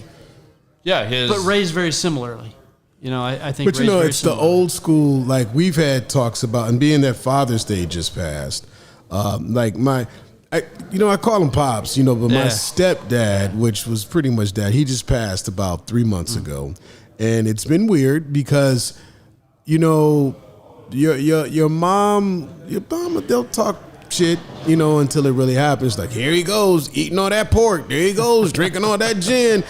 I know, your insurance is paid up. All right, just wait. Yep. And then it really happened. And she was just like, whoa, did I put bad juju? And I said, no. Dad knew what he was doing. He had congestive heart failure, and he continued with his bad habits, so you can't hold yourself responsible for his decisions. Yeah. But now that I've kind of taken his place, like my mom, she's 71, so she still drives, still does whatever. But the other day, it kind of hit me when I said, hey, what you doing? I am sitting in this apartment staring at the walls. I said, why? She says, I ain't got nobody to yell at. I didn't clean the apartment up, so I can't clean up after anybody because it stays clean. I need to go to this appointment, go to that appointment. And it's like, I didn't realize how much stuff my dad actually did with her, did for her. Yeah. She doesn't. I have a little brother that lives there, but it is we bitch about companionship until the companionship is no longer there. Yeah. And you don't and I'll realize say this, that. like my dad, or our dad, he had his first heart attack when I was like 14, 15. And the first thing was quitting smoking cigarettes. He did that fairly quickly, but he continued to drink. That's what did it to me. And he drank a lot. Yes. I mean, I never really realized it until I got much older and after the fact, because he wasn't a bad drunk, he wasn't a mean drunk, he wasn't an abusive drunk, anything like that. But he liked his scotch and water. And at one point he said, if I can't live my life at least the way I want to, then I don't want to live. And, that's one of the things I go back to when I was one of the people that had to go in there and say when they were working on him and he'd been gone for 20, 30 minutes and you're just racking up more medical bills, was like, hey, he's gone. Even if by some random ass miracle they bring him back right now, he ain't gonna be able to live his life the way he wants to. So It's my suggestion that we all go in and say goodbye and make peace with this and let him go on to whatever the that is scary. Next that is exactly part. What happened to my stepdad. That's what I had to do. And again, I was middle of summer in a drought and I walked outside Plano Presby. When I went outside to smoke a cigarette, not even gonna lie, and try to get my wits about me again, and it rained over Plano Presby for all of 10 freaking minutes, and then it went away, and it was the only rain we got like that most of that summer. So it's crazy how that stuff works. But I mean, yeah, man, I had to go through that with my mom too, and I'm not going to dive deep into this since I know she's watching this, but my mom didn't start dating again for a long, long time. And my mom was too young not to date again.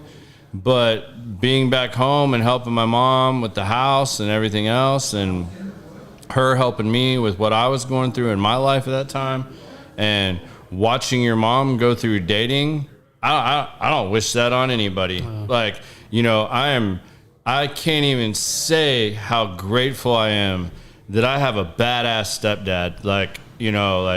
Chris is an amazing guy. I love him to death. He's never tried to replace my dad. He never tries to be my dad. He's always tried to be my friend. He treats me with the utmost respect. I know he fully, truly loves my mom and that she's happy and he's happy. And man, I can't ask for any more. But, you know, both of you be thankful that your mothers are at an age where they probably aren't going to date or aren't thinking about dating, because I promise you, you know, my mom hadn't been on a date in, I don't know what. I mean, at the time I was 24, so she hadn't been on a date by the time she went on one in 30 years. Dating ain't the same 30 years later is all I'm going to say. It's like when you have to start giving your mom dating advice and stuff, like, well, see, my holy parents, smokes, I'm like, yo, hey, trust me, I want to know as little as humanly possible, but Mom, please just tell me this dude's name, his phone number. If you're not going to come, because I was living with her at the time, if you're not coming home tonight, just send me a text and say, I'll see you tomorrow. I ain't going to say shit else. I ain't going to ask any questions. I don't want to know. I don't want to think about it, but I want to know that you're okay. My parents got divorced. That's tough to go through. My parents got divorced when I was like 6th, 7th grade. They got divorced. And my mom and stepdad, they got remarried when I got back from the Army. No way. I was like, well, shit, that means nobody wanted neither one of y'all. So y'all actually got back together and worked it out. And I never forget, my mom tried to date and do all that. So me and my two brothers, you know, my brothers from my mom, you know, we worked her down the aisle. And when the manager said, who gives this woman? We was like, please, take her. Take her back. Just, here you go. Here you go. We pushed her right on down. And it was just like, and, you know, because they're married at first when I was small. That's why I ended up being raised with my grandmother because, you know, that was the 70s and stepdad was all into that pimping, smacking her around and all this crazy stuff. And then one day my grandmother took a 12 gauge up to the house, blew the front door off, took 2 shots at him, missed him by that much, and said, you're moving with me. If your mom want to stay with him, that's on her. And that's how that went. So the second time around, I'm scared of his grandmother, and I've never met her. My grandmother was 4'11" little Indian woman, and she was. I went to the Army and laughed at the drill sergeants. I'm like, bruh, I ain't scared of none of y'all. Nothing on grandma. This one back here, my grandma. Man, and I'll never forget when he was standing at the altar again. He turned around and looked at my grandmother, and she's like, oh, hell, y'all old enough now. I don't care what you do. Go ahead. And he turned right back around. I was like, oh, my God. Like, it's life. Kevin Hart said it best. I can't make this up. So many different things from you guys, born in Ohio, moving to Texas, meeting and all that. Life just has a funny way of playing itself out. Amazing. Yep. Yeah. When you look at your kids, I was going to ask you about your kids. Yeah. Did you influence them in any way, or did they just take their own paths to what they're doing? You know, you bring up an interesting topic. So again, going back to kind of how I was raised, how we were raised, I think from an old school, more disciplinarian, I'll say. And one of the toughest things that I've had to learn probably over time is where I tried to impose this is right, this is wrong, and that knowledge of good and evil, or that knowledge of right and wrong that I tried to impart upon them, as opposed to letting them learn on their own. Mm-hmm.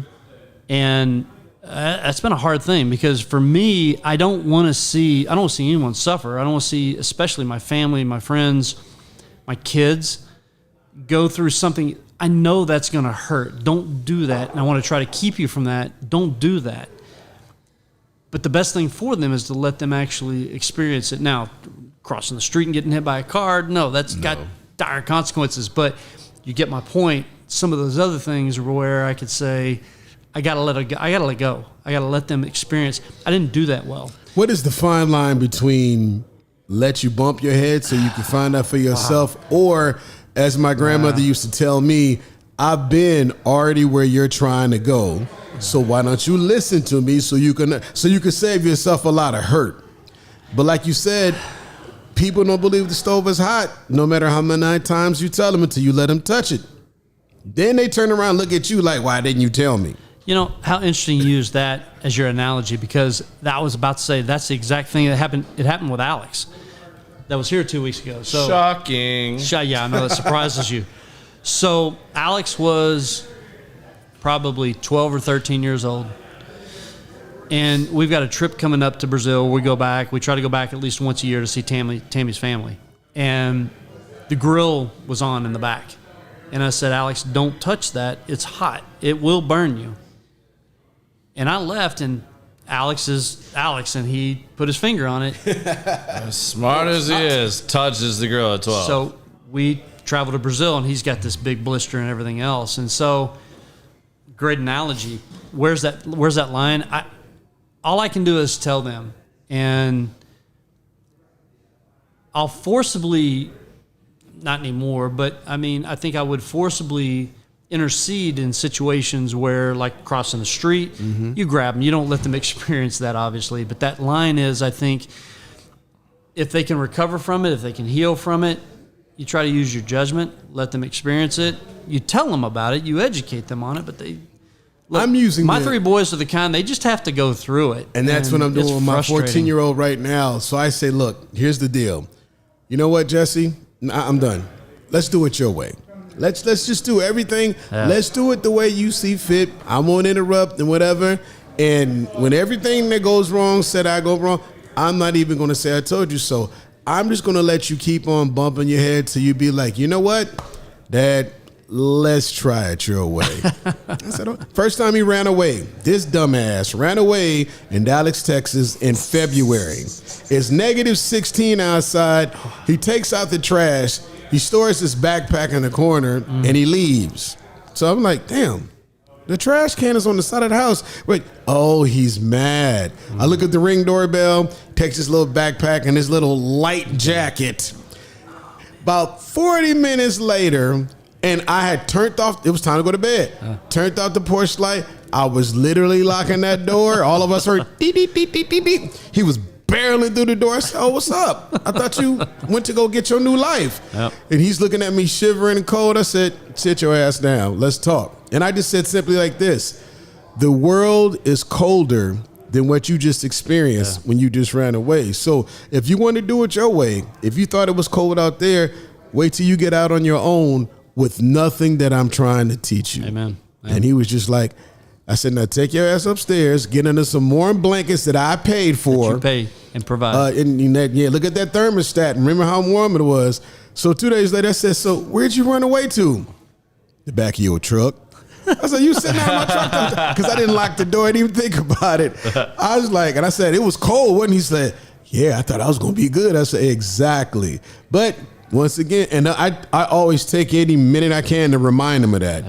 We're going to do it your way. I think you got to go. I mean, you guys are like debating common sense and natural selection. Like where does that boundary and line fall of letting them learn and acknowledge? I think common sense develops from natural selection because it's not to get biblical or whatever, but they said that at the age of 12, you know, Jesus had to, because my grandma always said to me, at 12, it's on you. I'm like, huh? You have enough common sense and things I've told you to start making your own decisions and then suffering the consequences of those decisions because Jesus did. That's what she always told me. Jesus did. I was like, I can't do nothing else because Jesus did it. So I guess I gotta decide if I'm going to come home on time or hang out with my boys. Hey, what you about to do, Biz? Well, Jesus would probably go home right about now because it's his curfew. So Jesus doesn't want a shotgun put in his face. And they all knew my grandmother, so they all said, "Whatever, dude. Your grandma probably got a belt sitting on the front porch, and you 17. Go home." Nobody dissed me. Nobody teased me, and most of them went home as well because it was just common sense. Because guess what? The people that stayed, the gunshots rang out, the fight started. Something happened. We just heard about it the next day because where were we? We were at home. Yep. It's common sense develops from those practices. It's a fine line. How do you empower your children? And to your point, the warmth in the bed that you provided, you want them to get to the point where they can provide for their family as well. Just had that conversation yesterday. How do you that balance of enabling them but letting them experience? It's difficult. You know, it was probably, 5 or 6 years ago, and I was it was a seminar or something, and somebody had said, they put stats up on PowerPoints and so forth, and they said, There's like 30% of the jobs in 5 to 10 years don't exist today. And I think Alex 2 weeks ago is an example of that. I mean, that job as a creator, and look how what he's doing. Yes, there's marketing aspects, and there's always been marketing and sales and so forth. But what he's doing specifically, it didn't exist 10 years ago plus. I mean, Gary Vee and the things that are out there now. So I also have to put myself in check a lot of times, and that's difficult for me because to his point, we are very much alike, type A personality. Some say I have ADHD. I don't know what we were talking about. No, anyway. But I have to step back and let them be and let them create and let them experience. And each one of them, like we talked about earlier, is different. And the way they go about it is not wrong. It may be different than what I did or what I would maybe tell them that they should do. Well, the evolution of what they're doing, you're going to mess around and learn something. Exactly. And the crazier thing is me being over here, sitting here watching this and being interjected into their lives at this point in their lives and watching this and trying to understand my brother's family dynamics, all of that, and what he's doing. And I mean, I see what he's doing like what I would be doing. And, you know, he has a day job. He makes good money. He's invested in this gym. You know, that's, you know, big game picture and stuff like that. And then you have the younger two, you know, Cole's different. You know, Cole was older by the time I met Cole. Yeah. You know, like, so Cole's on his path, and, you know, Cole has a career. Cole is making money. You know, Cole kind of knows where he's going. Like, he's not still figuring everything out. Whereas the other two are testing and doing what all teenagers do and pushing the limits, finding out where limits are, testing boundaries, you know, trying to wrap their head about it and what they think at this time versus that time is right, wrong, and different. And then having these conversations with them when I'm still getting to know my brother, I think that's kind of what I was alluding to earlier. It's super difficult. And, like, I don't want to air out a bunch of shit, but, like, you know, it's, you know, like, I remember early on a conversation with both of the younger boys. Yeah, he's pouring the bourbon now. But, you know, they were like, you know, I feel like Dad's spending more time and focusing on the gym more than us. And I'm like, all right, like, I could understand how you could possibly feel that way. But, like, do you also not see what he's providing and doing for you long term? And then they both kind of go, you know, it's like... It takes an outside source. Yeah, it's like an outside source, but it's like, you know, like, how deep-rooted is this? Like, because, you know, both of them are very fucking intelligent. They're both very articulate. They could both debate like damn lawyers, like little lawyers, and do. And I mean, like, they will argue with brick walls. It runs in the family. That's from Mom. That's not me. Yeah, no, it's from you. No, I promise.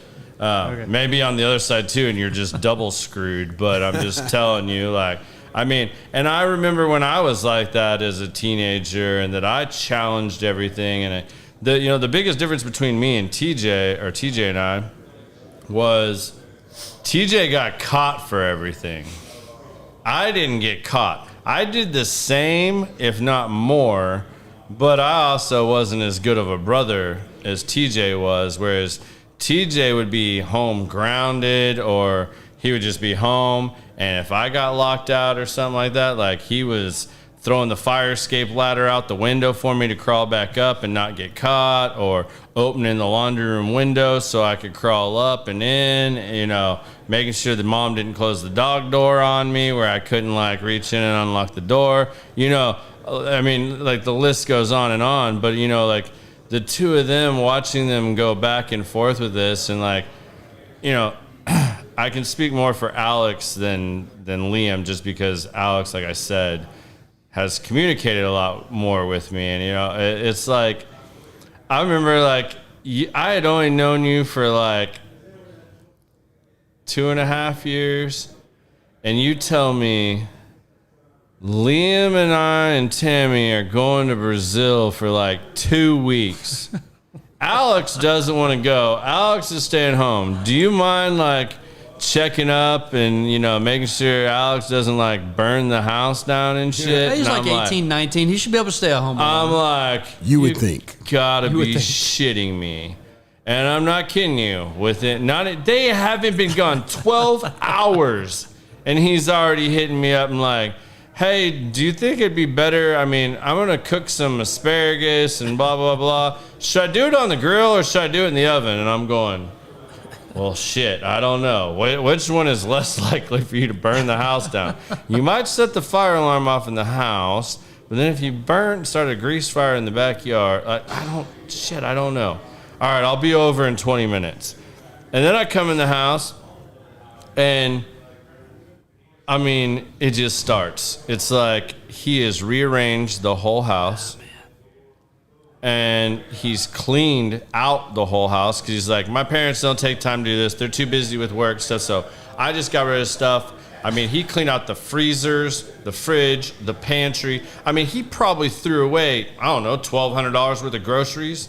And was just like, yeah, I cleaned it all out. Like, they can start fresh. Like, everything will be fresh, not expired, blah, blah, blah. No, nothing borderline. Like, you know, I'm eating healthier now, so they're going to eat healthier too. First world problems, and right? this is like his mentality. And like, I'm listening to this and I'm going, holy shit, this is day one. Like, it's not even been 12 hours. And then he goes, oh, and I wanted to surprise my mom. So my mom's always talking about wanting a fire pit and a little garden patch. Did it in the front yard, and I'm like, this is a gated neighborhood, and I'm like, bro, the HOA is gonna shit. Like, let alone your parents. Like, you can't keep doing this. He's like, no, like, look, the rocks are even glow in the dark, and I'm like, you put glow in the dark rocks in the front yard. Oh, it's a look. Holy shit! Is it still there? And I'm going like, this is going to be bad. And I just looked at him. I was like, all right, I don't know why you're doing some of this stuff. This is fine. I'm going to be back in a week, which gives you a week before they're home. If you need me before then, you by all means call me. But it's cool. You want to play ping pong in the dining room, that's fine. But before they come back, the dining room table is going to be back in here, and the ping pong table is not going to be in the dining room. It sounds like a movie, and like right before the parents turn the key and open the door, the house is back to normal. Dude, this was like Home Alone gone. It's the sequel. Like, what was the movie where Mike Tyson got the tattoo on his face? Oh yeah, the Hangover. Hangover. You combine Home Alone and The Hangover. This is what I'm doing with 24 hours into them being in Brazil. Dean calls me the next morning. He's like, hey, how's everything going? I'm like, yeah, man, everything's fine. I think we got everything under control. And then he does everything that I tell him to do. The next week, decides he's going to join the military and he's going to leave before they come home. How old was Alex when all this happened? 18. He was just really on the same dude that I met two podcasts I'm telling ago. you, you can have a second podcast with Alex. Three years to delve into all this. Like, and I'm just like, bro, I've been down this road. Like, will you just listen to me? Like, no, this isn't gonna happen. Tell your recruiter to call me. I will deal with all this. Like, no, this is not all happening like right now. But like, I mean, like. It's that same balance, you know, like I wondered if I was going too far one way or the other with my little brother when like stuff would come up after dad died, because do I let him experience it on his own? Do I let him touch the hot grill? Do I give him that advice? Is he going to hate me because now I'm telling him this and like I don't let him experience this on his own? Like figuring it out. Like luckily TJ and I have the best relationship in the world and I wouldn't trade it for anything. I mean, like, from first grade to him being a freshman in high school, we hate each other. I mean, he didn't hate me, but I didn't want to be running around my little brother. You know, we're 2.5 years apart, and I was a horrible big brother. I've said this multiple times. I was a horrible big brother. I'm glad I got a chance to redeem myself, turn that around as we got older. We are the best friends. There's not somebody I love more in this world than my little brother. Like my little brother and my wife, that's top two right there. Like my wife and my little brother. But it took a lot for us to get back to that and to have that. And, when dad died, playing that role and, knowing that he still needed somebody to tell him those things and someone to not always agree with him or to show that other side, that is a tough-ass role. And I felt like I was in that role all over again when all of a sudden I have a 14-year-old or an 18-year-old nephew calling me and asking me all these questions. And then just these kids, man, they don't play. They research the shit out of stuff and then they make a decision like an 18-year-old would. Like, this is the decision, I'm executing, I'm moving forward, and I'm going, holy shit, like, it hasn't even been 24 hours. Like, you've just signed your life away, you've done this, this, and this, like, and your parents are on vacation, like, and he's calling me going, how's everything going? And I'm like, well, enjoy your vacation, I have everything under control, and I'm going to tell you about the rest when you get home. He did a pretty good job, but I could hear the stress in his voice. It was apparent for sure. Well, even after all that, look where he ended up. What's that? Even after all that, look where he ended up. It's not not a bad kid. Like I said, it's part of the head bumping and the. It's amazing to watch what these kids have done and are doing. Like it blows my mind. Like, and it's all three of them. I mean, and to Garrett's point, they're all different. I mean, Cole is one of the best at. I mean, he's very. You give him something, and I mean, he's like through a brick wall. He'll get it done. He will execute, no questions asked. And he's making career moves. Like Cole calls me, it's like, hey, what do you think about this career move? That's so much easier. Like Cole makes my life easy. It's like, okay, I can answer that question. Like, hey, if you're gonna get this, and ask for this, and that should be good. But like the other boys, it's like, shit, I don't even know, because I know you're going to go left, right, and around the corner and back again, and then we're going to be talking about something different. Well, and they're a lot like me. We talked about the sports earlier. I was into a lot of different things, and they're into music and art and different creativity things. So they're all over the place. Jack of a lot of trades, and hopefully at some point become a king of one. We'll see. It's hard. That's where I'm stuck at, and I'm grown. It's different. You and I both, my friend. You and I both figure it out, man. It's difficult. And you brought up earlier and I talked at the beginning of the podcast around my desire, the whole thing that kind of spurred me to go to Ancestry.com, knowing my information is going to be out there and all that, was I wanted to answer some basic questions. And it's interesting because October last year, I woke up and I knew something wasn't right. And I went in, Tammy was sleeping, and I finally woke her up, and I said, hey, something doesn't feel right. I'm going to go in. It's in the chest. I need to get this looked at. Now, this guy, he's on one of his little golf tours. I was supposed to be with him, another godsend. So, you didn't want to go biblical, or I'm good going biblical, but it was a godsend for me that I didn't go, because I probably wouldn't be here now. And he's off, and TJ's in Hawaii, and Tammy's asleep, and I'm like, hey, something's not right. And she's like, okay, you've had this before. You sure? Something you ate? And no, something's not right. So I shot up to 380. I go into the hospital, and next thing I know, I'm laying there. They're running all these tests. Now, however, when they start asking history, I can say, my dad died of a heart attack. He had 2 heart attacks. I couldn't have answered that 4 years previous. Correct. Couldn't have said that. Here's the interesting part. The doctor, the cardiologist, looked at me and he said, I probably, based upon what I'm seeing, could put you on a treadmill and you would pass that, and I'd be okay with that had you not told me your father passed from a heart attack. For that reason, I want to go in, I want to check. And so his partner, I'd been fasting in the morning, I hadn't eaten anything, and so they got me in 3 o'clock that afternoon. I'm laid out on a table completely naked. It's like I'm in a porn film and I'm not the star. It's like, no kidding. I mean, they go through the groin versus the wrist. Yeah. And it's like, wait a minute. And I mean, no shame. And you're laying there and they don't put you under.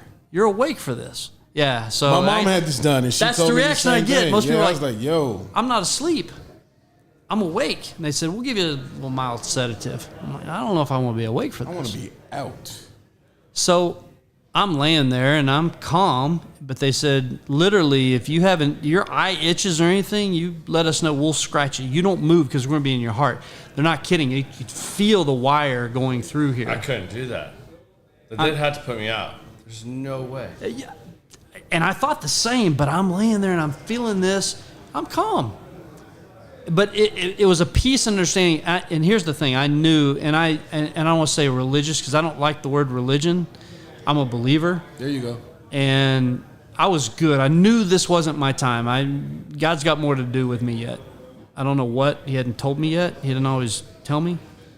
But there's something. And I'm laying there and I'm good. I got peace of mind. But there was a point at which, probably 45 minutes in, the surgeon says, he's telling his staff, because there's about 10 people in there, and he says, I need a 23, I need it now, get it quick. And I'm like, oh, something's going on. Well, bottom line is, in the back of my heart, there's like a shepherd's hook, and this is the one that most people miss, and then people get sent home, it's heartburn or whatever, and they die of a heart attack. It was about 95% blocked. Oh. He went in, he found it, he put a stent in, but as soon as he put it in, because the plaque was so hard, it exploded, and he had to put a second stent. Well, that was the urgency that I was hearing from him. My point here is that I wouldn't have known to say my father passed of a heart attack had I not gone through what I went through and been introduced into the family. So it saved my life. Everything happens for a reason, no Amen. matter when it happens. Amen.